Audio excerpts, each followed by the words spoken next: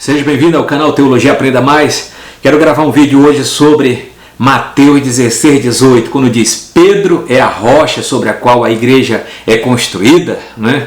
Alguns ramos teológicos, algumas matrizes teológicas, precisamente, né? A teologia romanista defende, né, a ideia realmente que Pedro, né, é a rocha sobre a qual a igreja está edificada ou construída. Vamos analisar a questão desse problema teológico, né? Esse problema teológico. Vamos lá pegar. A questão primordial, né? Primordial quando se coloca o seguinte, né? Os católicos romanos usam essa passagem como base a sua crença na supremacia de Pedro, isto é, que ele é a rocha sobre a qual a igreja é construída. Mas Paulo disse que a igreja é construída em Cristo, não em Pedro. Isso está registrado em 1 Coríntios 3 e 11. Será que Pedro é a rocha nessa passagem? Vamos analisar procurando uma solução exegética, uma solução bíblica, né, dentro do seu contexto, tá? Então, há diferentes modos de se entender essa passagem. Mas nenhum deles dá suporte à posição romanista quanto a ser a igreja construída sobre São Pedro, que veio a ser o primeiro Papa infalível em todos os seus pronunciamentos oficiais em questões de fé e de doutrina. Isso é evidente por muitas razões. Em primeiro lugar, Pedro era casado. Não pode ser Papa. Papa não se casa. Pedro era casado. Está registrado em Mateus capítulo 8, versículo 14. Registra lá, Pedro era casado. E os papas não se casam, né? Se o primeiro Papa pôde se casar, questiona-se então o pronunciamento posterior proibindo o casamento de todo sacerdote, inclusive do Papa. Vamos colocar outra questão, outro em segundo lugar, né? Em segundo lugar, Pedro não era infalível em suas visões quanto à verdade da fé cristã, né? Até mesmo Paulo teve de adverti-lo quanto à sua hipocrisia, porque ele não procedia corretamente segundo a verdade do Evangelho. Está em Gálatas capítulo 2, versículo 14, né? A dissimulação de Pedro, né, relacionado aos da circuncisão e da incircuncisão. Quando Pedro estava no meio dos gentios, comia, bebia, se vestia, brincava, conversava, discutia teologia, mas quando chegou a galera de Tiago, da circuncisão, Pedro começou a se dissimular, colocou uma capa, né, colocou uma máscara grega de teatro, né, e Paulo repreendeu Pedro na cara. Pedro, mas quando tu está com gentil tu come e bebe, mas quando vê o outro pessoal. Então, Paulo fala na carta aos Gálatas, entendeu? Quem está em Cristo, morreu com Cristo, né, tem uma nova vida, etc., que está lá no capítulo 2, versículo 14 de Gálatas. Em terceiro lugar, a Bíblia claramente afirma que Cristo é o fundamento da igreja cristã, insistindo que ninguém pode lançar outro fundamento, além do que já foi posto, o qual é Jesus Cristo. Quem é o fundamento da igreja?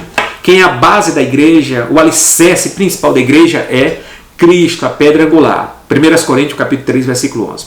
Em quarto lugar, a respeito do único sentido em que Pedro desempenhou um papel de fundamento da igreja, isso ele compartilhou com todos os demais apóstolos, que também tiveram esse papel. Pedro não foi o único. Nesse sentido, Paulo declarou que a igreja é edificada sobre o fundamento dos apóstolos e profetas, sendo ele mesmo, Jesus Cristo, a pedra angular. Efésios 2 e 20. De fato, a igreja primitiva perseverou com firmeza na doutrina dos apóstolos, e não na de Pedro somente, né? Atos 2 e 42. Então, a igreja está edificada sobre a doutrina dos apóstolos e dos profetas, né? Mas a pedra angular, a principal pedra de esquina, o principal fundamento é Cristo. A igreja está edificada sobre a doutrina, né? Sobre os ensinamentos, a igreja é apostólica, porque nós vivemos a fé dos apóstolos, pregada acerca do Cristo morto e ressurreto. Ok? Então, até mesmo a chave do reino do céu, que fora dada a Pedro em Mateus 16, 19, foram dada também a todos os discípulos. Mateus capítulo 18, versículo 1 e 18. Não só a Pedro, foi a todos os discípulos. Pegue Mateus, analisa lá no capítulo 18, versículo 1 a 18. Em quinto lugar, não há indicação alguma de que Pedro tenha sido o chefe da igreja primitiva. Quando o primeiro concílio reuniu-se em Jerusalém, Pedro apenas teve a função de introduzir o assunto. Analisa a sua Bíblia em Atos capítulo 15, versículos 6 e 11. Tiago parece ter sido uma posição mais importante. Tiago parece ter tido uma posição mais importante, assumindo a reunião, dando o seu parecer e fazendo o pronunciamento final. Segundo Eusébio de Cesareia, no seu livro História Eclesiástica, ele diz que Tiago, o irmão do Senhor Jesus, irmão, não primo, não parente, irmão, foi o pastor presidente da igreja de Jerusalém.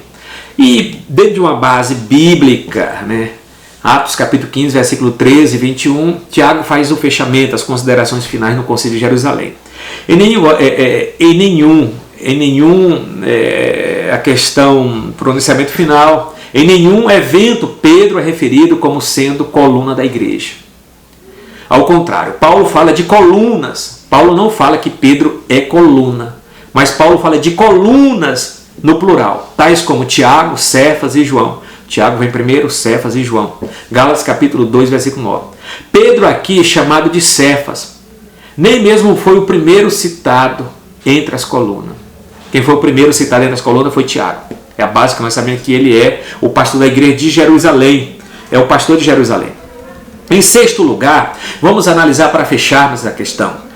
Em sexto lugar, muitos intérpretes evangélicos acreditam que a referência de Jesus a esta pedra em Mateus 16, 18, sobre a qual sua igreja seria construída, era para o firme, como uma rocha firme, O testemunho de Pedro de que Jesus era o Cristo, o Filho do Deus vivo, mas mesmo que essa pedra, referindo-se a Pedro, Pedro significa Petros, pedrinha, pedra de arremesso, o que é certamente uma possível interpretação. Ele seria apenas uma pedra no fundamento apostólico da igreja, possivelmente uma interpretação, mas não é a clássica, Mateus 16, 18.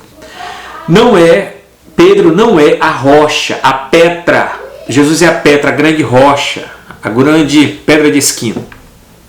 Nem ainda ele seria a única pedra apostólica, até porque os apóstolos são pedrinhas vivas. Até mesmo o próprio Pedro admitiu que Cristo é a principal pedra angular, o maior fundamento, a base. Está registrado na carta dele, primeira carta 2 e 7. Paulo observa que outros apóstolos são todos parte desse fundamento, Efésios 2 e 20. Então, Pedro significa em grego Petros, pedrinha, pequena.